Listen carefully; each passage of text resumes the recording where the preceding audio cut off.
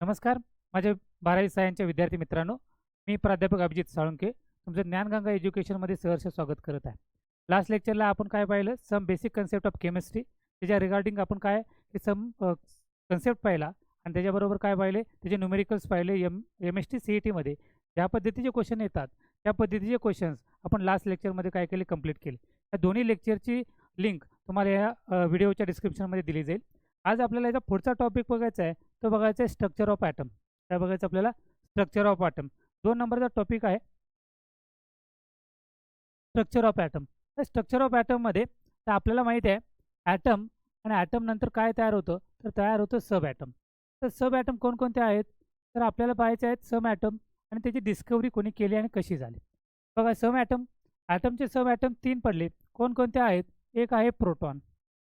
कोण आहे? प्रोटॉन. त्यानंतर काय? इलेक्ट्रॉन. आणखी कोण आहे? न्यूट्रॉन. मग आपल्याला काय करायचं आहे? की डिस्कवरी आपल्याला चेक करायचे. प्रोटॉन कशा पद्धतीने डिस्कवर झाला, इलेक्ट्रॉन कशा पद्धतीने डिस्कवर झाला आणि न्यूट्रॉन कोणत्या पद्धतीने डिस्कवर झाला ते आपल्याला बघायचे. कोणी डिस्कवर केलं, कोणती मेथड वापरली, कोणते एक्सपेरिमेंट केला, त्याच्या रिगार्डिंग तर आपल्याला आजच्या लेक्चरमध्ये कंप्लीट पाहायचं आहे. टोटल स्ट्रक्चर ऑफ ॲटम किंवा ॲटॉमिक स्ट्रक्चर आपण स्टार्ट करू. पहिला जो डिस्कवरी झालेला जो एलिमेंट आहे ते सब ॲटम्स आहे. तो कोण आहे? ते इलेक्ट्रॉन. याच्यावर क्वेश्चन विचारला जातो, हु वॉज डिस्कवर द इलेक्ट्रॉन. तर कोणी डिस्कवर केला? तर जे थॉम्सन. कधी डिस्कवर केला? 1897. कधी? 1897मध्ये काय केलं? हे डिस्कवर केला. तर त्यासाठी जो एक्सपेरिमेंट केला तो एक्सपेरिमेंट या ठिकाणी आहे. बघा आता ही जी डायग्राम आहे ॲज इट इज आपल्या बुकमधली डायग्राम आहे आणि ही आपण तयार केलेली डायग्राम आहे. तर या डायग्राममध्ये आपल्याला समजतंय काय हा जो दिलेला जो एरिया आहे तर तो कोण आहे? तो आहे cylindrical glass.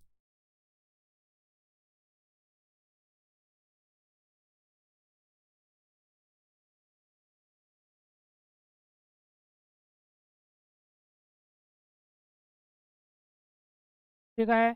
Cylindrical glass tube. आणि सिलेंड्रिकल ग्लास ट्यूब यालाच काय नाव दिलं जातं? त्याला अजून म्हटलं जातं डिस्चार्ज ट्यूब.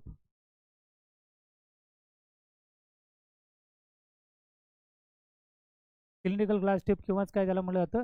Discharge tube. आता या डिस्चार्ज ट्यूबमध्ये ॲक्च्युली एक्सपेरिमेंट काय केलेलं आहे सर जे थॉम्सन यांनी? तर बघून घ्या आपल्याला काय केलं. हे सुरुवातीला काय दिलेलं आहे की सिलेंड्रिकल ग्लास ट्यूब दिलेली आहे. प्लस आता या सिलेंड्रिकल ग्लास ट्यूबमध्ये जी एअर होती ती काय केलेलं आहे? व्हॅक्यूम यूज करून तेव्हा की याच्यामध्ये काय यूज केलेलं आहे? व्हॅक्यूम यूज केलेला आहे. व्हॅक्यूम यूज करून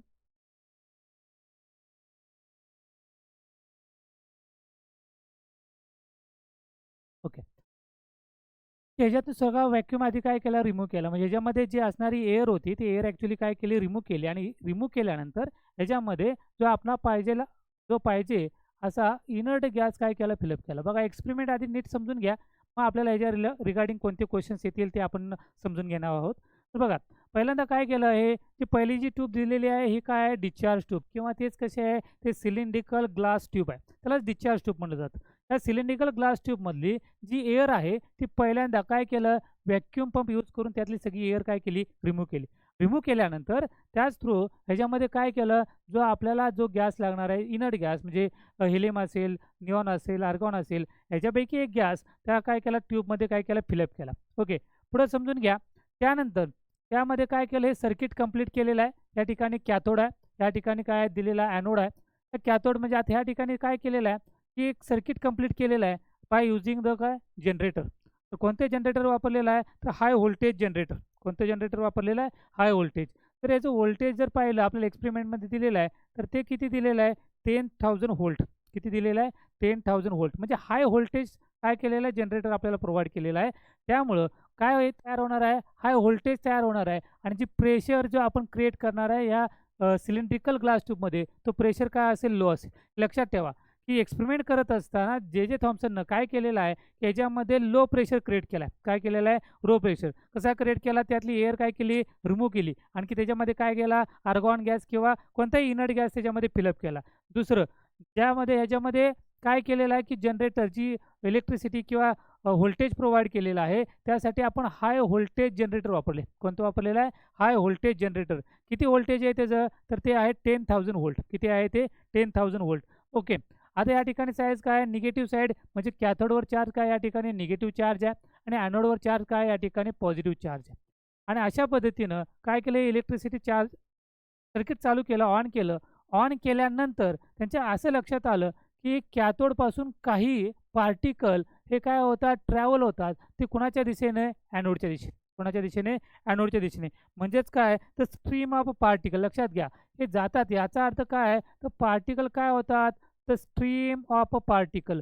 कुठून जातात? Stream of a particle by straight line. काय जातात? Straight line. कुठून जातात? ते जातात कॅथोडपासून कुठंपर्यंत? तर ते ॲनोडपर्यंत. कॅथोडपासून कुठं जातात? ॲनोड. बघा नीट समजून घ्या. म्हणजे काय? ज्यावेळी सर्किट ऑन केलं जाईल, अशा वेळी काय होतं? कॅथोडपासून काय होतात? तर stream of a particle. Particle काय होतात? स्ट्रीम होतात. कोणत्या साईडपासून? कॅथोडपासून ॲनोडपर्यंत. कॅथोडपासून ॲनोडपर्यंत. मग एक समजलं कसं की कॅथोडपासून ॲनोडकडे जातात का ॲनोडपासून कॅथोडकडे जातात?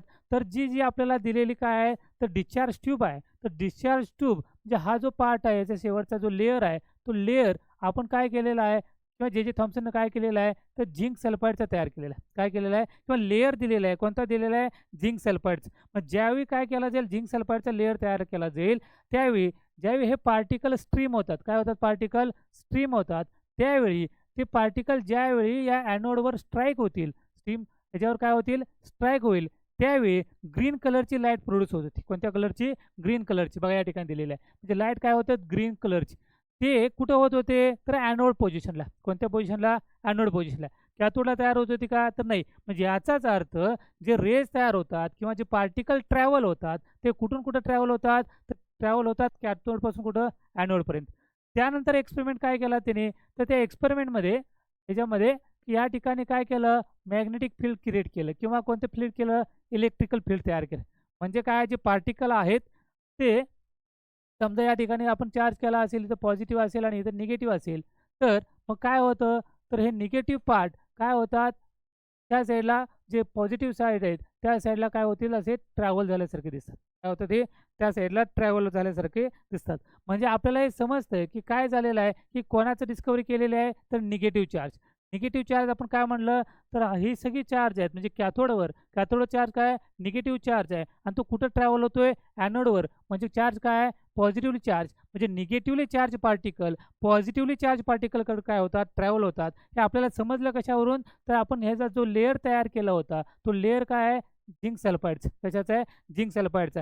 ज्यावेळी पार्टिकल स्ट्राईक होतील, जे पार्टिकल ह्या ॲनोडवर स्ट्राईक होतील किंवा या झिंक सल्फाईडवर स्ट्राईक होतील, त्यावेळी आपल्याला कसा कलर दिसणार आहे? ग्रीन कलर दिसणार आहे. याचाच अर्थ काय झालं? तर stream of a particle from cathode to anode अशा पद्धतीने इलेक्ट्रॉनची काय झाली? डिस्कव्हरी झाली. आता आपल्याला क्वेश्चन MST-CET याच्याबद्दल काय विचारलं जातं? तर डिस्कव्हरी विचारली जाते. कुणी डिस्कव्हरी केली? तर जे थॉम्पसननं. कुणी डिस्कव्हरी केली? जे थॉम्पसन. कोणता एक्सपेरिमेंट वापरला? तर त्या एक्सपेरिमेंटचं नाव काय आहे? Cathode rays experiment. कोणता एक्सपेरिमेंट आहे? Cathode rays experiment. अजून काय विचारलं जातील? हे कॅथोड रे एक्सपेरिमेंट आहे. म्हणजे पहिल्यांदा काय विचारलं? सायंटिस्टचं नाव विचारलं. सायंटिस्टचं नाव काय मिळालं आपल्याला? सर जे थॉम्पसन किंवा जे थॉम्पसन. कधी डिस्कव्हर केलं? 1897 मध्ये. ओके. त्यानंतर काय? ओके. हे जी डिस्कव्हरी झाली त्यानंतर विचारतील आपल्याला दुसरा क्वेश्चन, जे कॅथोड रेज आहेत. काय आहेत? Cathode raise. त्याच्यावर चार्ज कोणता आहे? म्हणजे काय? एक्सपेरिमेंटचं नाव काय होतं? Cathode rays. काय? Cathode rays. तर ह्या कॅथोड रेजवर चार्ज कोणता आहे? तर तो चार्ज आहे किती? निगेटिव्ह. चार्ज काय? निगेटिव्ह. डिस्कव्हरी कोणी केली? जे थॉम्पसननं. कधी केली? 1897 मध्ये. कॅथोड रे चार्ज काय आहे? तर निगेटिव्ह चार्ज आहे. बरं, अजून क्वेश्चन काय विचारला जाऊ शकतो? तर तर चार्ज किंवा काय विचारतील? मास ऑफ इलेक्ट्रॉन. काय विचारतील? Mass of charge particle. Charge particle म्हणजेच काय? आपण काय डिस्कव्हरी केली जे थॉम्पसननं? तर इलेक्ट्रॉनची. कशाची डिस्कव्हरी केली? इलेक्ट्रॉनची. तर इलेक्ट्रॉनचं मास विचारतील तुम्हाला.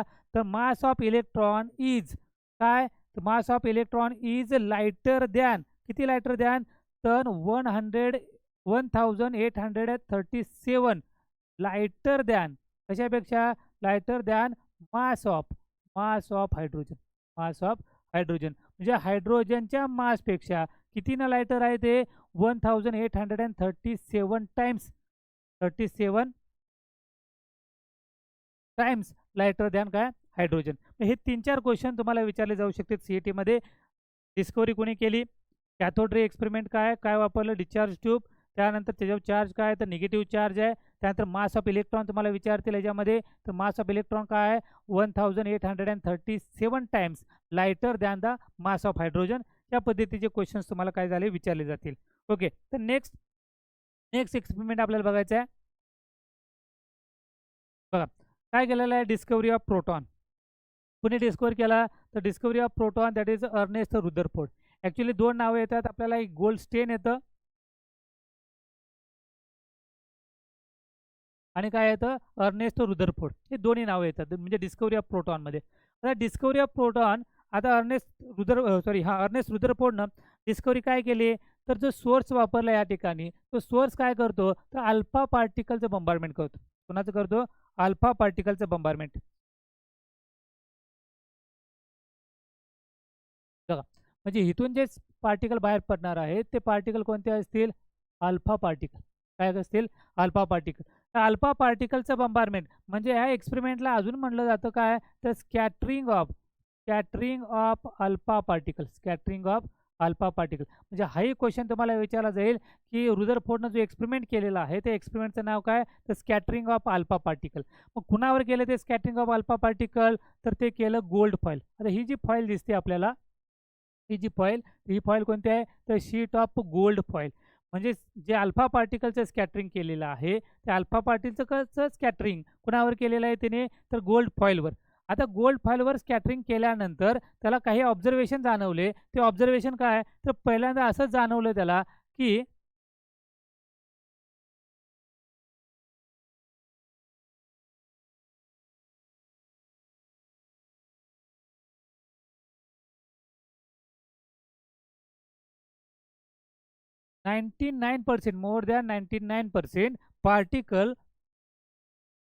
More than 99% particle passes without reflection.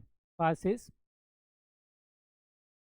without any reflection. म्हणजे काही जवळपास जे पार्टिकल क्रिएट झाले त्या पार्टिकलमधलं जवळपास 99% पार्टिकल हे विदाउट म्हणजे काय जसे आले त्या पार्टिकलमधून काय झाले ह्याच्यातून पास झाले. The most of the alpha particle काय झाले त्यातून काय झाले पास झाले विदाउट एनी डिफ्लेक्शन. कोणतंही डिफ्लेक्शन न होता हे सर्व पार्टिकल त्यातून काय झाले पास झाले. नियरली 1% म्हणजे लेस दॅन 1% जे पार्टिकल आहेत ते पार्टिकल काय झाले डिफ्लेक्ट झाले. काय झाले डिफ्लेक्ट विथ स्मॉल अँगल. खूप कमी अँगलमध्ये विथ स्मॉल अँगल. काही अँगलमध्ये म्हणजे 99% जे पार्टिकल होते ते काय झाले तर विदाउट रिफ्लेक्शन काय झाले पास झाले. त्यातून नियर अबाउट 1% किंवा लेस दॅन 1% असे पार्टिकल होते. ते 1% पार्टिकल काय झाले तर ते काही अँगलमध्ये डिफ्लेक्ट झाले. काही अँगलमध्ये काय झाले डिफ्लेक्ट झाले. आणि व्हेरी फ्यू पार्टिकल खूप कमी पार्टिकल डिफ्लेक्ट झाले. ते किती अँगलनं ते 90 डिग्री अँगल. किती अँगल 90 डिग्री किंवा मोर दॅन 90 डिग्री. काय दिली 90 डिग्री अँगल किंवा मोर दॅन 90. काही पार्टिकल आपल्याला ऑब्झर्वेशनमध्ये आपल्याला समजतं की 180 डिग्री अँगलमध्ये सुद्धा काय झाले रोटेट झाले. बघा नीट समजून घ्या. आपल्याला काय सांगायचं याचं ऑब्झर्वेशन काय अर्नेस्ट रुदरफोर्डचं की ज्यावेळी अल्फा पार्टिकलची स्कॅटरिंग झाली स्कॅटरिंग ऑफ अल्फा पार्टिकल कशावर झाली गोल्ड फॉईलवर. त्यावेळी आपलं असं लक्षात आलं की जवळपास 99% किती 99% पार्टिकल विदाउट एनी डिफ्लेक्शन काय झाले पास झाले. नियर अबाउट 1 म्हणजे लेस दॅन 1% पार्टिकल ते काय झाले डिफ्लेक्ट झाले विथ स्मॉल अँगल. म्हणजे कमी अँगलमध्ये काय झाले डिफ्लेक्ट झाले. काही म्हणजे खूप कमी असे पार्टिकल आहेत ते खूप कमी पार्टिकल जे डिफ्लेक्ट झाले त्यांचा अँगल किती दिलेला आहे 90 डिग्री अँगल. किती अँगल आहे 90 डिग्री. काही पार्टिकल 180 डिग्रीमध्ये काय झाले डिफ्लेक्ट झाले. मग त्यानंतर त्याने कंक्लुजन मांडलं. काय कंक्लुजन मांडलं की 99% जर पार्टिकल काय होते ते त्यातून पास होत असतील 99% पार्टिकल पास होत असतील तर त्यानं असं सांगितलं की याच्यामध्ये लार्ज अमाऊंट ऑफ म्हणजे मोठा स्पेसेस का असेल, एम्प्टी स्पेस असेल. का असेल त्याच्यामध्ये, एम्प्टी स्पेस. लार्ज स्पेस हे जे ॲटम दिलेलं आहे, तर ॲटममधला atom have large empty space. त्या ॲटममध्ये जास्त काय असणार आहे, एम्प्टी स्पेस असेल, लार्ज एम्प्टी स्पेस असेल. बघा पहिलं ऑब्झर्वेशन 99% काय होतं, particle without any deflection pass झालं. विदाऊट एनी डिफ्लेक्शन काय झालं, पास झालं. म्हणजे याचाच अर्थ ते जे ॲटम्स आहे त्याच्यामध्ये लार्ज एम्प्टी स्पेस असेल. त्यानंतर दुसरं जे ऑब्झर्वेशन त्याला मिळालं, दुसरं ऑब्झर्वेशन, त्या दुसऱ्या ऑब्झर्वेशनमध्ये त्याच्या असं लक्षात आलं, काय लक्षात आलं की नियरली 1% पार्टिकल काय झाले, डिफ्लेक्ट झाले विथ अ स्मॉल अँगल. याचा अर्थ त्याच्यामध्ये कुठेतरी कोणता चार्ज असणार आहे, पॉझिटिव्हली चार्ज असेल. कुठेतरी काय असणार आहे, पॉझिटिव्हली चार्ज असेल. आणि ज्यावेळी काय सांगितले, व्हेरी फ्यू पार्टिकल डिफ्लेक्ट झाले किती डिग्रीमध्ये, 90 डिग्रीमध्ये. म्हणजेच काय, आणखी कशामध्ये, 180 डिग्रीमध्ये. समजा या ठिकाणून पार्टिकल काय झाले, स्कॅटर झाले, अल्फा पार्टिकल. 180 म्हणजे काय, ज्या डायरेक्शनमध्ये आले त्याच डायरेक्शनमध्ये ते काय झाले, रोटेट झाले, रिफ्लेक्ट झाले. म्हणजे काय म्हणतो आपण, 180 डिग्री. काही आपल्याला दिसतात की जसे आले तसे यातून काय झाले, पास झाले अल्फा पार्टिकल. काही पार्टिकलनं काय केला, काही अमाऊंट अँगल काय केला त्याने, चेंज केला. म्हणजे फ्यू पार्टिकल काय झाले, स्मॉल अँगलमध्ये काय झाले, रोटेट झाले. काही पार्टिकल 90 डिग्री किंवा 180 डिग्रीमध्ये रिफ्लेक्ट झाले. याचाच अर्थ जो सेंटर आहे त्या ॲटमचा काय सेंटर आहे, त्या सेंटरमध्ये लार्ज अमाऊंट का असणार आहे, तर पॉझिटिव्हली चार्ज असेल. लार्ज अमाऊंट का असणार आहे, पॉझिटिव्हली चार्ज असेल. त्यामुळं त्याचं काय झालं, 180 डिग्रीमध्ये काय झालं, डिफ्लेक्शन झालं किंवा मोर दॅन 90 डिग्रीमध्ये रिफ्लेक्शन झालं. मग हे कन्क्लुजन कोणी मांडलं, तर अर्नेस्ट रुदरफोर्डनं. त्यानुसार त्याला काय सांगितलं की यामध्ये काय आहे, की सेंटर जो दिलेला आहे, सेंटर, त्या सेंटरमध्ये तर काय आहे, positively charge at a centre. काय सांगितलं त्याने, पॉझिटिव्हली चार्ज कुठं प्रेझेंट आहे, तो प्रेझेंट आहे कुठं, सेंटर ऑफ ॲटम. कुठं प्रेझेंट आहे, सेंटर ऑफ ॲटम. म्हणजे सगळं कन्क्लुजन जो अर्नेस्ट रुदरफोर्डनं दिलं ते सगळ्यात इम्पॉर्टंट काय, तो पॉझिटिव्हली चार्ज तो प्रेझेंट आहे ॲटममध्ये. तो पॉझिटिव्हली चार्ज कुठं प्रेझेंट आहे, तर तो प्रेझेंट आहे सेंटर ऑफ ॲटम. कुठं प्रेझेंट आहे, सेंटर ऑफ ॲटम्स. त्यानंतर नेक्स्ट डिस्कवरी जी झाली ती काय अशीच झाली, ती झाली न्यूट्रॉन डिस्कवरी. कोणाची झाली, न्यूट्रॉन डिस्कवरी. कोणी डिस्कवर केलं, जेम्स चॅडविकनं. कोणी डिस्कवर केलं, हे जेम्स चॅडविक. हे कधी केलं, 1932 मध्ये. आता या ठिकाणी जे दिलेला सोर्स आहे, तो सोर्स कोणता आहे, तो पोलोनियम सोर्स आहे. तो कोण आहे, पोलोनियम. हे पोलोनियम सोर्स काय करतो, तर अल्फा पार्टिकल काय करतो, इमिट करतो. काय करतो, अल्फा पार्टिकल इमिट. आणि अल्फा पार्टिकल ज्यावेळी इमिट होईल आणि या ठिकाणी जो लेअर दिलेला आहे, हा जो लेअर आहे तो कशाचा आहे, तो आहे बेरिलियमचा. कशाचा लेअर आहे, बेरिलियमचा. ज्यावेळी हे अल्फा पार्टिकल त्याच्यावर स्कॅटर होतात त्यावेळी त्या बेरिलियममधून काय बाहेर पडतं, तर न्यूट्रॉन बाहेर पडतं. काय बाहेर पडतं, न्यूट्रॉन. मग जरी हा जो एक्सपेरिमेंट आहे त्या एक्सपेरिमेंटला जरी या ठिकाणी आपण इलेक्ट्रिकल फील्ड किंवा मॅग्नेटिक फील्ड जरी अप्लाय केलं तरी देखील त्यांच्या रेचं काय होत नाही, डिफ्लेक्शन होत नाही. काय होत नाही, रेचं डिफ्लेक्शन. कारण हे न्यूट्रॉन आहेत. या ठिकाणी काय पॉझिटिव्ह चार्ज आहे, सपोज इथे अटॅच केला, इथे निगेटिव्हली चार्ज अटॅच केला, तरी देखील हे जे रेज आहेत ज्या लाईनमध्ये जाणार आहेत त्याच लाईनमध्ये काय झाले, ते पास झाले. म्हणून आपल्याला ह्याच्या पुढचं काही गरजच नाही. गरज कुठंपर्यंत आहे, न्यूट्रॉनपर्यंत. म्हणजे आपल्याला काय सांगितलं, जेम्स चॅडविकनं काय केलं, न्यूट्रॉनचा डिस्कवर केली बाय युझिंग द काय, पोलोनियम सोर्स. अल्फा पार्टिकलचं स्कॅटरिंग केली. पॅराफिन म्हणजेच काय, तर पॅराफिन म्हणजेच काय, तर अल्केन. पॅराफिन म्हणजेच काय, तर अल्केन. हे न्यूट्रॉन पार्टिकल परत कशा पास केलेले आहेत, तर ते पॅराफिन म्हणजे अल्केन. त्यातून काय पास पाहिलं, तर प्रोटॉन रेज बाहेर पडले. म्हणजे जरी याला आपण इलेक्ट्रिकल फील्ड अप्लाय केलं तरी देखील त्या रेजचं काय जाणवलं नाही, डिफ्लेक्शन जाणवलं नाही. अशा पद्धतीनं जे सब ॲटम्स आहेत, सब ॲटम म्हणजे कोण मिळालं आपल्याला, प्रोटॉन असेल, इलेक्ट्रॉन्स असेल आणि न्यूट्रॉन, यांची डिस्कवरी झाली. त्याच्या रिलेटेड काय क्वेश्चन्स येतात ते आपण पाहिले. Next, okay. आता आपण समजलं आपल्याला पहिले सब ॲटम कोणकोणते मिळाले आपल्याला. एक मिळाला आपल्याला इलेक्ट्रॉन, दुसरा कोण मिळाला आपल्याला, प्रोटॉन, थर्ड काय मिळालं आपल्याला, न्यूट्रॉन. आता इलेक्ट्रॉन, प्रोटॉन आणि न्यूट्रॉन भेटले आपल्याला. तर इलेक्ट्रॉन, प्रोटॉन आणि न्यूट्रॉन यांचं आपल्याला काय चेक करायचं आहे, तर आपल्याला याच्यावर क्वेश्चन विचारला जाईल, व्हॉट इज द चार्ज. काय विचारला जाईल, व्हॉट इज द चार्ज. अजून एक क्वेश्चन याच्यावर विचारला जातो, व्हॉट इज द मास. काय विचारला जाईल, what is the mass of electron. ते कशामध्ये कॅल्क्युलेट करायचं आहे आपल्याला, ते कॅल्क्युलेट करायचं आहे KG मध्ये. नीट समजून घ्या. इलेक्ट्रॉनवर चार्ज काय असणार आहे, तर तो चार्ज आहे निगेटिव्ह. प्रोटॉनवर चार्ज काय आहे, तर प्रोटॉनवर चार्ज आहे पॉझिटिव्ह. आणि न्यूट्रॉनवर चार्ज काय आहे, तर तो आहे न्यूट्रल, म्हणजे काय चार्जलेस आहे. ओके, हे तर आपल्याला माहिती आहे. म्हणजे इलेक्ट्रॉनवर चार्ज निगेटिव्ह आहे, प्रोटॉनवर चार्ज काय पॉझिटिव्ह आहे, आणि न्यूट्रॉन कसं आहे आपलं चार्जलेस आहे. मग आता आपल्याला काय करायचं आहे, चार्ज कॅल्क्युलेट करायचा आहे. तर चार्ज किती आहे इलेक्ट्रॉनवर, ते आहे 1.6022 इंटू 10⁻⁻⁻⁹. आता इलेक्ट्रॉनवर चार्ज काय आहे निगेटिव्ह, म्हणजे व्हॅल्यू काय झाली आपली -1.6022 इंटू 10⁻⁻⁹. आणि त्याचं युनिट काय आहे, तर सी म्हणजेच काय, तर कुलोम. सी म्हणजेच काय, कुलोम. सेम चार्ज कशावर असणार आहे, प्रोटॉनवर, पण चार्ज इथं काय आहे पॉझिटिव्ह आहे, म्हणजेच काय आलं पॉझिटिव्ह 1.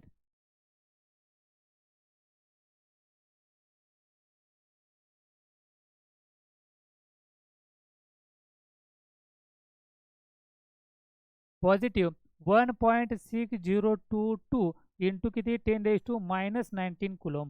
आणि न्यूट्रॉनवर चार्ज काय आहे, तर तो न्यूट्रल आहे, म्हणजे तो काय झिरो आहे, त्याच्यावर चार्ज काय चार्जलेस आहे. बघा नीट समजून घ्या. इलेक्ट्रॉनवर चार्ज काय आहे निगेटिव्ह आहे, प्रोटॉनवर चार्ज काय आहे पॉझिटिव्ह, न्यूट्रॉनवर चार्ज काय आहे चार्जलेस. मग आपण चार्जची व्हॅल्यू कॅल्क्युलेट केली पाहिले आपण, तर याची इलेक्ट्रॉनची चार्जची व्हॅल्यू किती आहे 1.6022 इंटू 10⁻⁻⁹ कुलोम. पण याच्यावर चार्ज निगेटिव्ह आहे. आणि सेम कशाचा आहे प्रोटॉनचा, तो किती आहे 1.6022 इंटू 10⁻⁻⁹ कुलोम, पण तो पॉझिटिव्ह. न्यूट्रॉन काय न्यूट्रल आहे, म्हणजे चार्ज काय झाला झिरो झाला. आता आपल्याला काय कॅल्क्युलेट करायचं आहे, तर आपल्याला कॅल्क्युलेट करायचं आहे मास. काय कॅल्क्युलेट करायचं आपल्याला मास. आता मास कॅल्क्युलेट करण्यासाठी काय कॅल्क्युलेट करायचं आपल्याला मास. आता मास किती दिलेला आहे, तर इलेक्ट्रॉनचं दिलेलं आपल्याला 9.10 इंटू 10⁻⁻31 kg. बघा इलेक्ट्रॉनचा किती आहे मास, तर 9.10 इंटू 10⁻⁻31 kg. आणि प्रोटॉनचा चार्ज किती आहे 1.67 इंटू 10⁻⁻27. सेम नियरली सेम, म्हणजे प्रोटॉन चार्ज ते किती आहे 1.67 इंटू 10⁻⁻27 kg. हे सगळे kg मध्ये आहे. ओके, ही नियरली सेम आहे. ॲक्च्युली याची व्हॅल्यू किती आहे 1.6. बघा हे दिलेलं आहे 1.67493. किती आहे याची व्हॅल्यू 1.67493 आहे. आणि प्रोटॉनची जर बघितली एक्झॅक्ट व्हॅल्यू तर 1.6726 आहे. म्हणजे आपण नियर अबाउट व्हॅल्यू काय आहे ते सेम आहे, म्हणजेच किती आहे तर 1.67 इंटू 10⁻⁻27 kg. ओके, मग याच्यावर क्वेश्चन तुम्हाला विचारला जाईल what is the charge of electron. तर चार्ज ऑफ इलेक्ट्रॉन किती आहे -1.6022 इंटू 10⁻⁻⁹. मास विचारतील इलेक्ट्रॉनचं तर किती आहे तर 9.10 इंटू 10⁻31.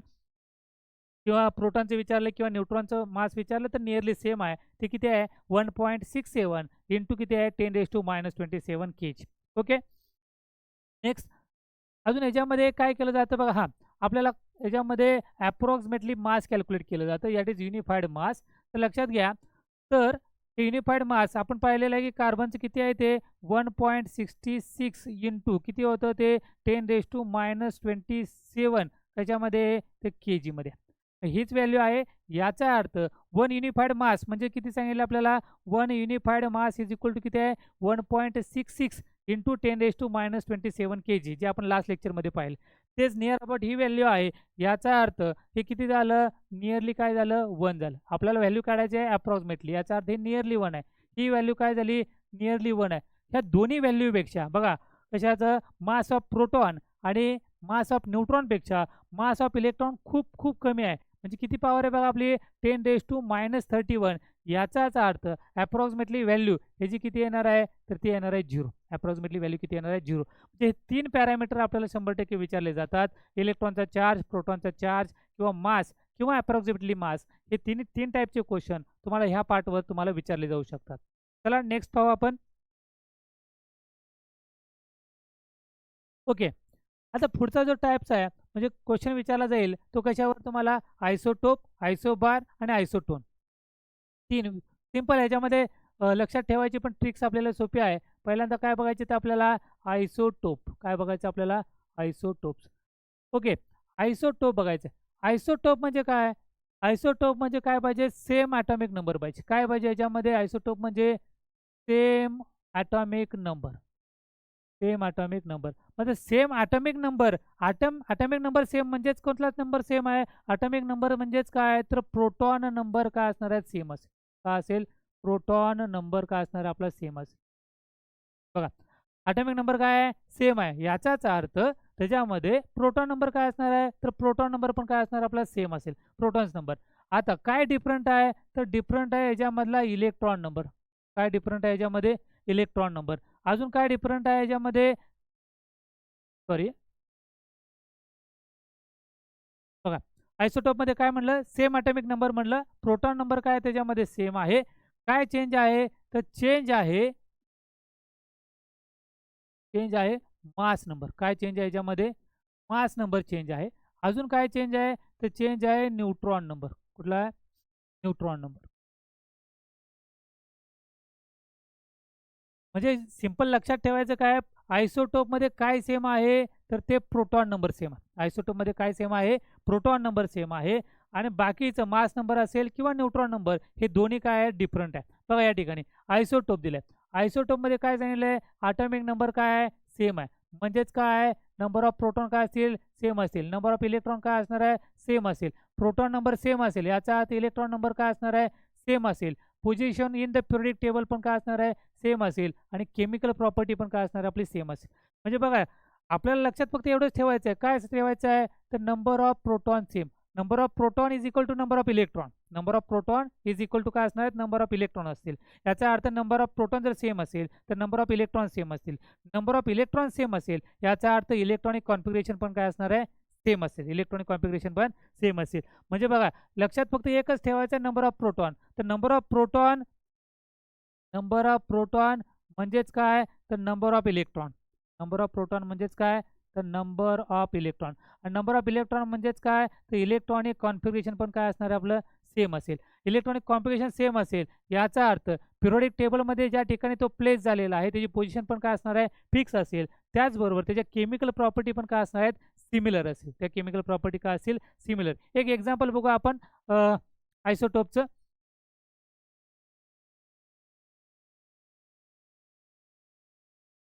बघा, एक्झाम्पल काय या ठिकाणी हायड्रोजन दिले. अजून एक एक्झाम्पल घेतो, कार्बन. कार्बन बघा, कार्बन 12, त्यानंतर काय? कार्बन 13, त्यानंतर कोण आहे? कार्बन 14. ओके, काय माहीत पाहिजे आपल्याला आयसोटोपमध्ये? तर ॲटॉमिक नंबर सेम असला पाहिजे. काय नंबर सेम असला पाहिजे? Atomic number. आता या ठिकाणी कार्बन 12 हे एक नंबर आहे, कार्बन 13 आहे आणि कार्बन काय आहे? 14. याचा अर्थ आपल्याला 3 आयसोटोप भेटले. किती आयसोटोप मिळाले? 3. कार्बनचे 3 आयसोटोप, कार्बन 12, कार्बन 13, कार्बन 14. आता याच्यात सगळ्यात ॲटॉमिक नंबर काय आहे? सेम आहे. मग ॲटॉमिक नंबर जो असतो तोच काय असतो? तो असतो प्रोटॉन नंबर. ॲटॉमिक नंबर जो असतो तोच काय असणार आहे? Proton number. जेवढे प्रोटॉन असतील तेवढेच काय असतात? तेवढे इलेक्ट्रॉन असतात. जेवढे प्रोटॉन असतात तेच काय असतात? इलेक्ट्रॉन. याचा अर्थ याच्यामध्ये किती इलेक्ट्रॉन आहेत? सगळ्यामध्ये इलेक्ट्रॉन. तर 6 इलेक्ट्रॉन असतात. जेवढे प्रोटॉन तेवढेच काय असणार त्याच्यामध्ये? इलेक्ट्रॉन असतात. आता प्रोटॉन आणि इलेक्ट्रॉन समजले. याचा अर्थ कार्बनची जी पोझिशन आहे पिरियोडिक टेबलमध्ये तीही फिक्स आहे आणि सगळ्या कार्बनच्या प्रॉपर्टीज ती काय आहेत? सिमिलर आहेत. कशा आहेत त्या? सिमिलर आहे. ओके, त्यानंतर atomic number same, proton number same, electron number same आहे. आता काय चेंज आहे याच्यामध्ये? तर ह्याच्यामध्ये चेंज आहे मास नंबर. काय चेंज आहे? मास. तर मास नंबर आहे. तर मास नंबर आपण कसं कॅल्क्युलेट करतो रे? तर mass number is equal to, बघा नीट समजून घ्या. Mass number is equal to proton number plus neutron number. Proton number plus काय करायचं आपल्याला? Neutron number. म्हणजे प्रोटॉन नंबर आणि न्यूट्रॉन नंबर ह्या दोघांची ॲडिशन केली तर आपल्याला काय मिळणार आहे? Mass number. आता प्रोटॉन नंबर किती दिलेले आपल्याला? बघा, हे लक्षात घ्या की हे जे अरेंजमेंट आहे तर अशा पद्धतीने अरेंजमेंट आहे. हे काय? एक्स. त्या ठिकाणी आपल्याला काय करणार आहे आपण? Atomic number. इथे 6 आहे, इथं झेड म्हणजे काय दिलेलं आपल्याला? ॲटॉमिक नंबर आहे. इथं 12 आहे. याचा अर्थ 12 मायनस 6 केलं. याचा अर्थ या ठिकाणी आपल्याला काय मिळाला? न्यूट्रॉन नंबर मिळाला. काय मिळालं इथं? Neutron number. म्हणजे ॲटॉमिक नंबर कशामध्ये डिनोट केलं जातं? झेडमध्ये. बघा, याचा अर्थ इथं लक्षात घ्या, हे कशामध्ये आहे? हे झेड आहे, हे ए आहे आणि इथं काय? एन आहे. ए म्हणजे काय? ए म्हणजे ॲटॉमिक मास नंबर. ए म्हणजे काय? Atomic mass number. झेड म्हणजेच काय? Atomic number. झेड म्हणजे काय? Atomic number. आणि एन, एन म्हणजेच काय? एन म्हणजेच न्यूट्रॉन नंबर. एन म्हणजेच काय? Neutron number.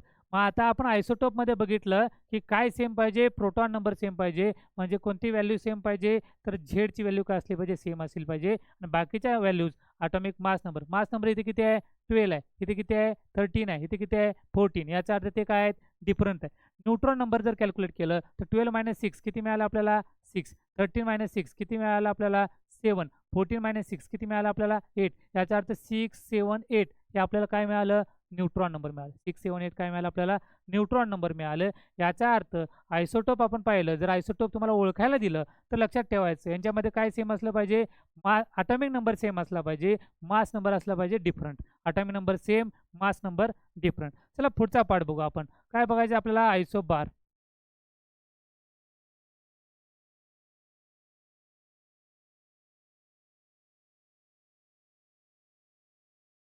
बघा, आयसोबार बघायचे आपल्याला. आता आयसोबारमध्ये बरोबर याच्या अपोजिट आयसोबारमध्ये बघा काय सेम असलं पाहिजे, तर सेम असलं पाहिजे मास नंबर. काय सेम असलं पाहिजे, mass number. Mass number same असला पाहिजे, पण काय चेंज असलं पाहिजे, तर चेंज असलं पाहिजे काय, ॲटॉमिक नंबर. काय चेंज असलं पाहिजे,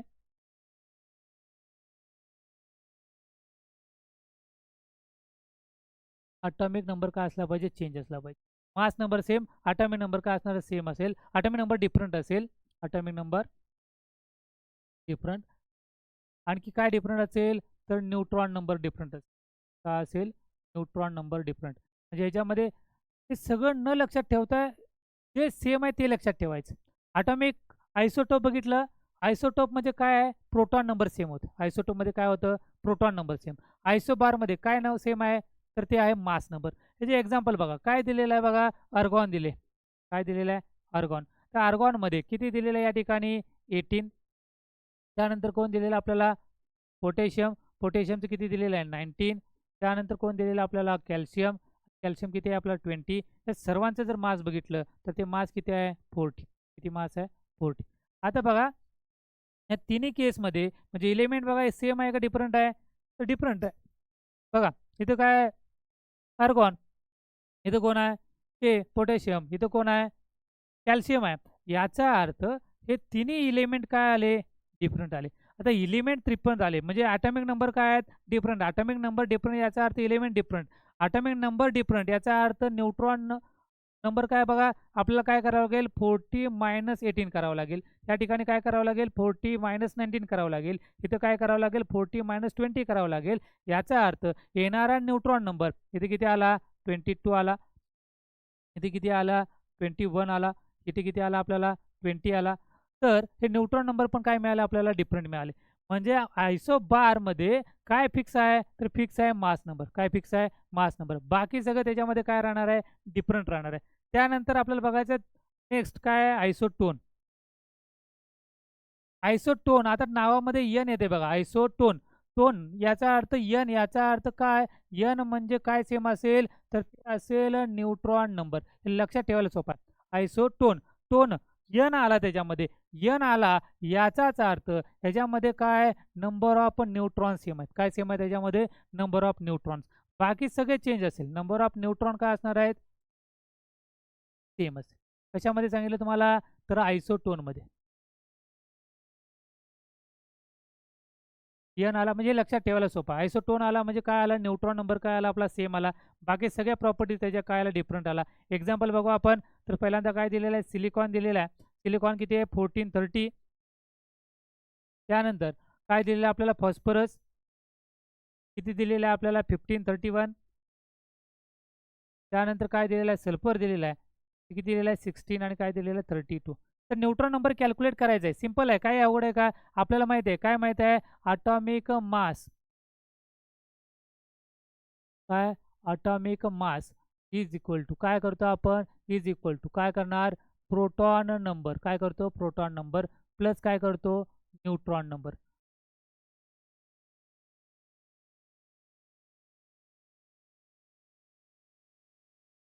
मग आपल्याला काय करायचं, न्यूट्रॉन नंबर बघायचा. मग आपल्याला कॅल्क्युलेट न्यूट्रॉन नंबर करायचा. प्रोटॉन नंबर इकडे पॉझिटिव्ह, इकडे गेला काय होणार आहे, निगेटिव्ह होईल. म्हणजे आपल्याला काय करायचं आहे, ॲटॉमिक मास म्हणजे काय, ए मधून आपल्याला काय करायचं, प्रोटॉन नंबर म्हणजेच कोणता ॲटॉमिक नंबर काय करायचा आपल्याला मायनस करायचा आहे. ते आपल्याला काय भेटेल, न्यूट्रॉन नंबर. आता बघा सल्फरचं. किती दिलेला आहे मास नंबर 32, किती दिलेला आहे ॲटॉमिक नंबर 16. हे मायनस केलं तर आपल्याला काय मिळालं, आपल्याला न्यूट्रॉन नंबर मिळाला. किती नंबर मिळाला आपल्याला, तर मिळाला 16. किती मिळालं, 16. आता हे बघा 31 मायनस आपल्याला काय करायचं आहे, 15 करायचं आहे. किती मिळणार आपल्याला, 16. इथं आवाज 30 मायनस काय केलं आपण, 14 केलं. 30 मायनस काय केलं, 14.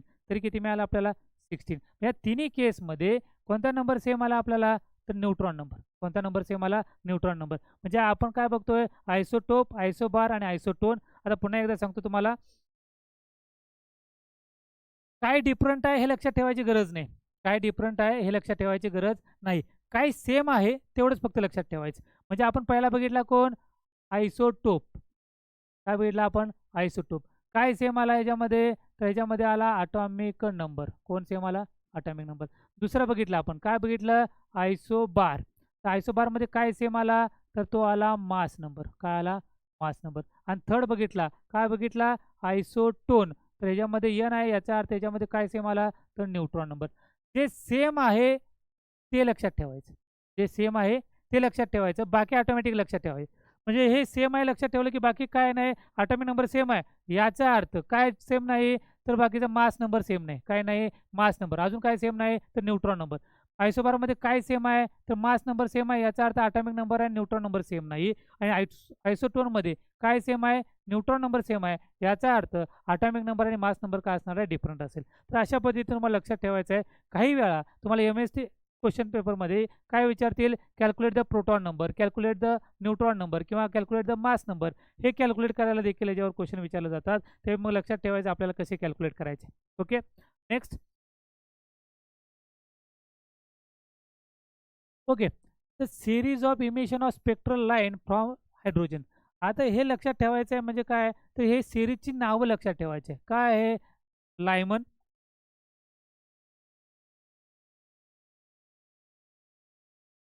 बघा, पहिली सिरीजचं काय, लायमन. कधी असेल, एन इज इक्वल टू किती असेल, 1 असेल. लायमन कधी असेल, एन इज इक्वल टू 1.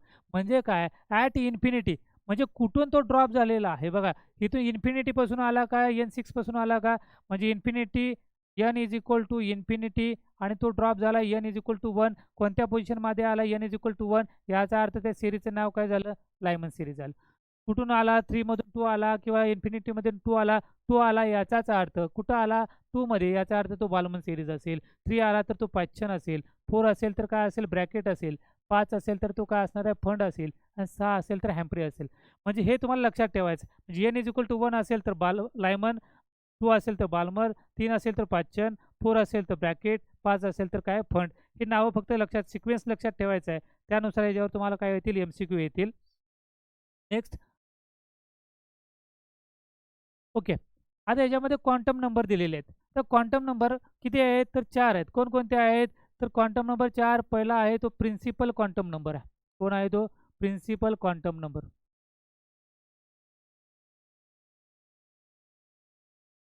त्यानंतर दुसरा आहे ॲझिमिथल क्वांटम नंबर.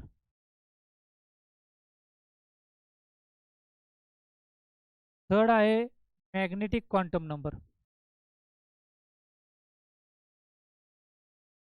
आणि फोर्थ आहे स्पिन क्वांटम नंबर. ओके, आता काय प्रिन्सिपल क्वांटम नंबर आहे, ते कशामध्ये डिनोट केलं जातं, तर ते डिनोट केलं जातं स्मॉल एन मध्ये. कशामध्ये डिनोट केलं जातं, स्मॉल एम मध्ये. ॲझिमिथल क्वांटम नंबर आहे, ते डिनोट केलं जातं स्मॉल एल मध्ये.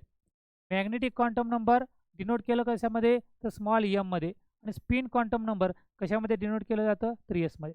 बघा, 4 क्वांटम नंबर आहेत. त्याच्यामध्ये बघितलं आपण principal quantum number, azimuthal quantum number, magnetic quantum number आणि spin quantum number. Principal quantum number कशामध्ये डिनोट केलं आहे, एन मध्ये. ॲझिमिथल एल मध्ये. मॅग्नेटिक स्मॉल एम मध्ये. स्पिन हे कशामध्ये, एस मध्ये काय केलं, कॅल्क्युलेट केलं. आता हे एनची व्हॅल्यू स्टार्ट कुठून होते, तर ते 1 पासून. बघा, 1 2 3 4 अशा पद्धतीने काय होते, एनची व्हॅल्यू ट्रॅव्हल होते. त्यानंतर आपल्या टेबलमध्ये आपल्याला बाकीचं बघायचंच आहे, फक्त लक्षात घ्या पण व्हॅल्यू कुठून स्टार्ट होते. एलची व्हॅल्यू 0 पासून स्टार्ट होते, 0 1 2 3 एक्सेट्रा सो ऑन. एमची व्हॅल्यू कशी असते, तर ते असे +1 0 -1. एस ऑर्बिटल असेल तर ते 0 असेल. पी असेल तर +1 0 -1 असेल, पुढे गेलं तर +2 +1 ते आपण पुढे अजून चेक करणारच आहोत. येस व्हॅल्यू जर ॲरो इलेक्ट्रॉन अपवर्ड डायरेक्शन असेल तर त्याची व्हॅल्यू असते +½ आणि जर डाउनवर्ड डायरेक्शनमध्ये असेल तर त्याची व्हॅल्यू असते -½ फक्त एवढं लक्षात घ्या. त्यानंतर आपण हे एक्सप्लेनच करू.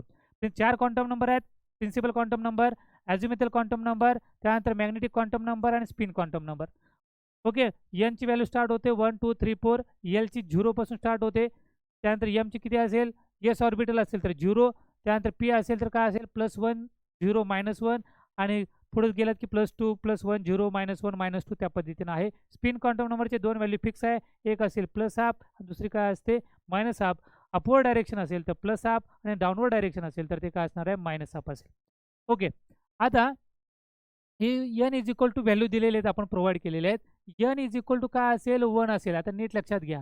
तर जी सेल असेल, जी main shell principal quantum number म्हणजेच काय, जे मेन सेल असतील तर मेन सेल कोणते असते तर ती असते के. मेन सेल काय असणार आहेत के. बघा या ठिकाणी n इज इक्वल टू काय असेल 1 असेल. n इज इक्वल टू काय असेल 1 असेल तर जी सेल असेल ती काय असते के सेल असते. n इज इक्वल टू काय असेल तर 2 असेल तर ते असते के नंतर काय येणार आहे L. n is equal to काय आलं 3 असेल तर ते काय असणार के एल नंतर काय आलं एम. आणि n इज इक्वल टू काय असेल 4 असेल तर के एल एम आणि त्यानंतर काय मिळालं आपल्याला एन. हे के एल एम एन हे काय आहेत मेन सेल आहेत. के एल एम एन काय आहेत मेन सेल. त्याच्यानंतर काय येतात तर ते येतात सब सेल येतात. काय येतात त्याच्यामध्ये सबसेल. तर सबसेल कोणकोणते असतात ते असतात एस पी डी आणि एफ. कोणते असतात एस पी डी आणि एफ. आता लक्षात घ्या एस म्हणजे 0 आला सबसेल. या ठिकाणी बघा एलची व्हॅल्यू आपण काय काढले 0 असेल याचा अर्थ ती कोणता आहे सबसेल एस. 1 असेल तर याच्यावर काय आहे पी असेल. 2 असेल तर त्याची व्हॅल्यू 3 आहे आणि एस पी डी आणि एफ असेल तर त्याची व्हॅल्यू किती आहे 3 आहे.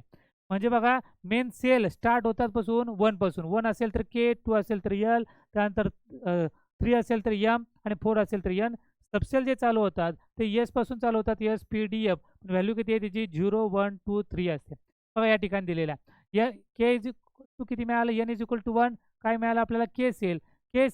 के सेलमध्ये असणाऱ्या इलेक्ट्रॉनची कॅपॅसिटी किती असते 2 असते. याचाच अर्थ त्याच्यामध्ये सब ऑर्बिटल कोणतं प्रेझेंट आहे तर येस प्रेझेंट आहे. सब ऑर्बिटल कोणतं प्रेझेंट आहे आपल्याला येस ऑर्बिटल प्रेझेंट आहे. ओके, त्यानंतर जर यल घेतला तर यलची कॅपॅसिटी बघा ह्याच्यामध्ये कोण प्रेझेंट आहे येस पण प्रेझेंट आहे आणि पी पण प्रेझेंट आहे. येस पण प्रेझेंट आहे आणि पी. येसची इलेक्ट्रॉनची कॅपॅसिटी किती आहे तर 2 आहे आणि पीची कॅपॅसिटी किती आहे ती टोटल 6 आहे. याचा अर्थ एलची टोटल कॅपॅसिटी किती मिळणार आपल्याला तर 8 मिळणार. बघा इथे लक्ष द्या. इथं काय N is equal to 2 L cell घेतलेला आहे. याच्यामध्ये 2s आणि काय मिळालं 2p. एसचे इलेक्ट्रॉन किती आहेत तर 2 आहेत. पीचे इलेक्ट्रॉन किती आहेत 6 आहेत.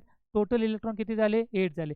कॅल्क्युलेट कसं करायचं आहे तर कॅल्क्युलेटचा फॉर्म्युला आहे 2n². Total number of electron काय कॅल्क्युलेट करायचं आपल्याला total number of electron calculate करायचं असेल तर त्याचा फॉर्म्युला काय आहे 2n². एन म्हणजे काय मेन सेल. आता आपण काय पुटअप केलं एक मिनिट.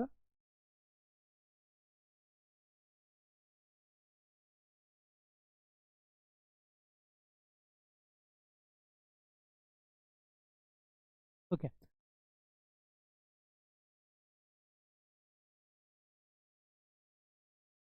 ओके इकडं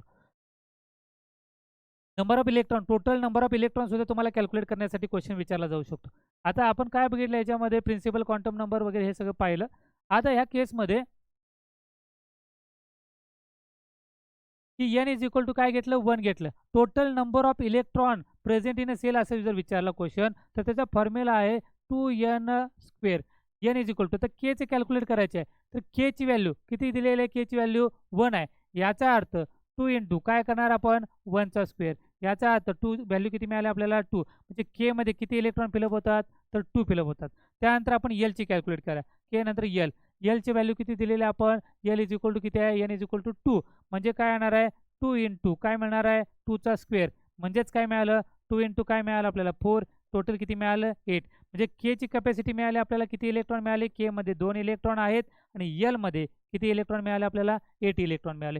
त्यानंतर के एल नंतर काय मिळालं एम मध्ये एनची व्हॅल्यू किती आहे तर 3 आहे. म्हणजे काय मिळणार आपल्याला 2 इंटू काय केलं 3चा स्क्वेअर. 2 इंटू काय केलं आपण 3चा स्क्वेअर. म्हणजेच काय मिळालं आपल्याला 2 इंटू काय होणार 3चा स्क्वेअर किती मिळाला 9, याचा अर्थ किती मिळाला आपल्याला 18, म्हणजे एम मध्ये इलेक्ट्रॉन किती भेटणार आपल्याला, एम इज इक्वल टू किती इलेक्ट्रॉन मिळाले आपल्याला 18 मिळाले. त्यानंतर के एल एम नंतर काय मिळणार आपल्याला, एन ची व्हॅल्यू कॅल्क्युलेट करायची आहे. तर N is equal to N ची व्हॅल्यू इथे किती दिली एन मध्ये स्मॉल एन ची 4, याचा अर्थ 2 इंटू काय करायचं आपल्याला 4चा स्क्वेअर करायचा आहे, म्हणजेच काय होईल 2 इंटू काय 4चा स्क्वेअर किती मिळाला आपल्याला 16, 16 2 किती मिळाला आपल्याला 32, म्हणजेच एन मध्ये जास्तीत जास्त किती इलेक्ट्रॉन फिलअप होतात तर ते होतात 32.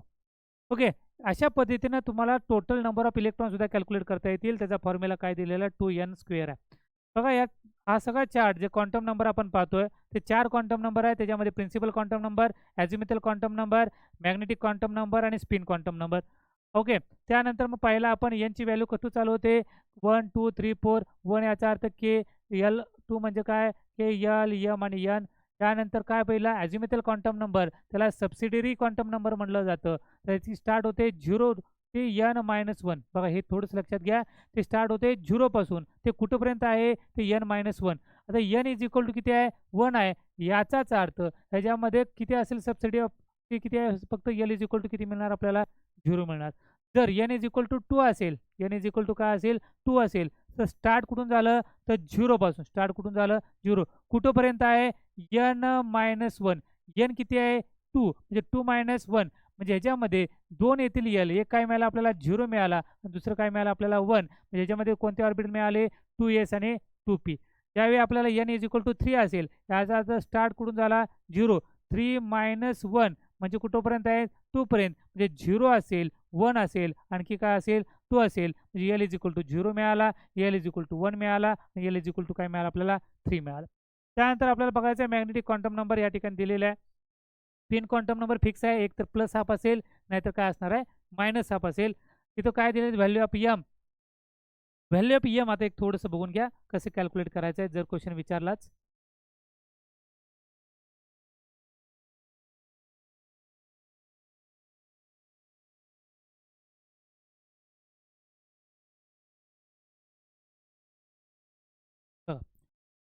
एस ऑर्बिटल आहे, याची कपॅसिटी आपण बघितली, याच्यामध्ये किती इलेक्ट्रॉन प्रेझेंट आहे तर ते 2 इलेक्ट्रॉन प्रेझेंट आहे. एस असेल तर असं ऑर्बिटल भेटेल आपल्याला, आणि एसमध्ये किती इलेक्ट्रॉन आहेत 2 आहेत. त्याची मॅग्नेटिक क्वांटम नंबर काय झाली आपली 0 झाली, मॅग्नेटिक क्वांटम नंबर काय 0. त्यानंतर काय आहेत पीची कॅपॅसिटी किती इलेक्ट्रॉनची आहे तर 6. ऑर्बिटल किती आहे त्याच्यामध्ये तर 3 ऑर्बिटल आहेत. किती ऑर्बिटल आहेत 3. मग याच्यामध्ये बघा जो सेंटर असेल त्याची व्हॅल्यू असेल 0, सुरुवातीचा असेल +1 आणि लास्ट असेल -1. एस पी डी नंतर बघा ऑर्बिटल किती घेतले आपण 5 घेतले, कपॅसिटी किती आहे 10चे आहेत. एका ऑर्बिटलमध्ये किती इलेक्ट्रॉन फिलअप होतात 2 इलेक्ट्रॉन फिलअप होतात. जो सेंटर आहे त्याला 0 द्यायचं, -1 -2 इथं आहे +1 आणि काय असणार आहे +2. हे मॅग्नेटिक क्वांटम नंबर आहे. हे कॅल्क्युलेट कसं करायचं तर ते n 2l+1 आपण पुढे जाऊन त्याच्या न्यूमेरिकल सॉल्व्ह करणार, त्यावेळी तुम्हाला मी एक्सप्लेन करेन. तर अशा पद्धतीचे प्रिन्सिपल क्वांटम नंबर आहेत. तुम्हाला के एल एम एनची व्हॅल्यू विचारतील, number of electron present in cell विचारतील, टोटल नंबर ऑफ इलेक्ट्रॉन विचारतील, किंवा एनची व्हॅल्यू विचारतील, किंवा ॲझिमुथल क्वांटम नंबर विचारतील. अशा पद्धतीचे क्वेश्चन तुम्हाला सीईटीला ह्या टॉपिकवर येऊ शकतात. नेक्स्ट हे फॉर्म्युले तुम्हाला लक्षात ठेवायचे आहेत प्रत्येकाचे. त्या फॉर्म्युल्यावर तुम्हाला काय विचारतील क्वेश्चन्स विचारतील. ते पहिला तर सिंपल आहे, जो आपण पहिल्यांदा बघितला. तर ए म्हणजे काय ॲटॉमिक मास आणि झेड म्हणजे काय ॲटॉमिक नंबर. आपल्याला काय कॅल्क्युलेट करायचं आहे नंबर ऑफ न्यूट्रॉन कॅल्क्युलेट करायचं. काय करायचं आहे नंबर ऑफ न्यूट्रॉन. लक्षात ठेवताना हे लक्षात ठेवायचं आहे हे की mass number is equal to काय असतं नंबर ऑफ प्रोटॉन प्लस काय असतं नंबर ऑफ न्यूट्रॉन. हे लक्षात ठेवा सिंपल. मग आपण न्यूट्रॉनच्या वेळी आपण ॲटॉमिक नंबर इकडे घेतला मायनस घेतला तर ती व्हॅल्यू ए मायनस झेड येऊ शकते. त्यानंतर फ्रिक्वेन्सी आहे, तर फ्रिक्वेन्सी इज इक्वल टू काय फ्रिक्वेन्सी म्हणजे म्यू, आणि म्यू इज इक्वल टू काय तर सी अपॉन लॅम्बडा. म्हणजे काय सी अपॉन लॅम्बडा. सी म्हणजेच काय व्हेलॉसिटी ऑफ लाईट. सी म्हणजे काय व्हेलॉसिटी ऑफ लाईट. ती किती असते ती असते 3 × 10⁸ मीटर पर सेकंद. ही फिक्स व्हॅल्यू आहे. व्हेलॉसिटी ऑफ लाईट किती आहे 3 × 10⁸ मीटर पर सेकंद. आणि लॅम्बडा तुम्हाला प्रोव्हाइड केला जाईल, आणि तो लॅम्बडा आहे तो कोणत्या युनिटमध्ये घ्यायचा आपल्याला तर तो घ्यायचा नॅनोमीटरमध्ये, एसआय युनिटमध्ये. त्यानंतर आपल्याला काय दिलं आहे थर्ड नंबरचा फॉर्म्युला वेव्ह नंबर, तर mu bar is equal to काय असतं 1 अपॉन लॅम्बडा. ते रेसिप्रोकल ऑफ काय करायचं लॅम्बडा. त्यानंतर काय दिलेलं आहे Bohr frequency rule. Bohr frequency rule हाही क्वेश्चन तुम्हाला विचारला जाईल. बोहर फ्रिक्वेन्सी रूल तर म्यू इज इक्वल टू काय, तर E2 मायनस काय E1 डिवायडेड बाय काय H. E2 मायनस E1 म्हणजे change in energy. Change in energy म्हणजेच काय, तर डेल्टा ई अपॉन काय मिळालं आपल्याला H. ते म्यू इज इक्वल टू काय मिळणार आपल्याला, डेल्टा ई अपॉन काय मिळालं H मिळालं. त्यानंतर हाही क्वेश्चन विचारतो तुम्हाला की energy of an electron nth order, हे जे न्यूमेरिकल आपण सॉल्व करू, ऑफ हायड्रोजन लाईक स्पेसिस. तर याचा फॉर्म्युला काय, En is equal to minus 2.18 into 10⁻⁻18 in bracket Z square divided by N square. Value कशामध्ये भेटणार आपल्याला, जूलमध्ये भेटणार आहे. प्लस काय आहेत, radius of Bohr orbit R is equal to किती दिलेला आहे, 52.9 इंटू काय दिलेलं आहे, एन स्क्वेअर अपॉन झेड, आणि जे युनिट येणार आहे ते काय आहे, पिकोमीटर आहे. हे सगळे न्यूमेरिकल थोडेसे फॉर्म्युले आहे ते सगळे बघून घ्या. त्याच्यामध्ये तुम्हाला एनर्जी विचारतील तर आपल्याला फॉर्म्युला माहिती आहे, energy is equal to H mu. H is nothing but the Planck constant, आणि त्याची व्हॅल्यू कॉन्स्टंट आहे ती किती आहे, 6.626 इंटू किती आहे, 10⁻34 जूल सेकंद. त्यानंतर अजून एक क्वेश्चन तुम्हाला विचारला जाऊ शकतो याच्यावर, तो आहे रायबर्ग कॉन्स्टंट. व्हॅल्यू किती आहे रायबर्ग कॉन्स्टंट, तर 109677 सेंटीमीटर इनवर्स. किती आहे ते, 109677 सेंटीमीटर इनवर्स तो फॉर्म्युला आहे. तर अशा पद्धतीने तुम्हाला काय करायचे आहेत, फॉर्म्युले लक्षात ठेवायचे आहेत. ज्यावेळी आपण न्यूमेरिकल सॉल्व करत जाईल त्यावेळी ते फॉर्म्युले आपलं ऑटोमॅटिकली आपल्या लक्षात राहतील. म्हणजे नंबर ऑफ क्वेश्चन आपण जर सॉल्व केले तर त्या पद्धतीनं आपल्याला ते फॉर्म्युले कंटिन्यूस आपल्या लक्षात राहतील. अशा पद्धतीनं जर अभ्यास केला तर 100% तुम्हाला न्यूमेरिकल सॉल्व होतील. आपण स्ट्रक्चर ऑफ ॲटम वरचा हा सगळा थेरॉटिकली पार्ट म्हणजे ऑल कन्सेप्ट आपण ह्या लेक्चरमध्ये कव्हर केलेले आहेत. पुढच्या लेक्चरमध्ये ह्या टॉपिकवर MST CETला ह्या लास्ट 2020 टू 2025 पर्यंत जे क्वेश्चन्स आलेले आहेत ते क्वेश्चन्स आपण काय करणार आहेत, पुढच्या लेक्चरमध्ये कंप्लीट करणार आहेत. तोपर्यंत धन्यवाद, नमस्कार.